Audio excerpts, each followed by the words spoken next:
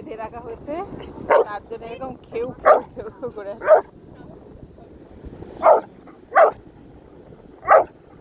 দিদির সাথে কি ঝগড়া? ও বাবা, সবার সাথে ঝগড়া করছে, সবার সাথে ঝগড়া করছে। ও এখন সমুদ্রে যাবে স্নান করতে।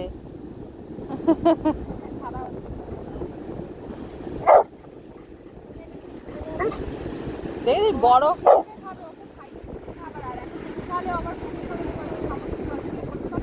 এখন ট্রিট দিলেই বাকি না দিলেই কি, ও তো এখন সমুদ্রে যাওয়ার জন্য চিৎকার করছে।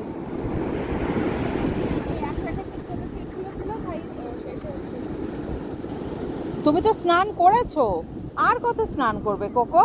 তুমি তো করেছো স্নান কোকো, তুমি তো স্নান করেছো বাবা, আর কত?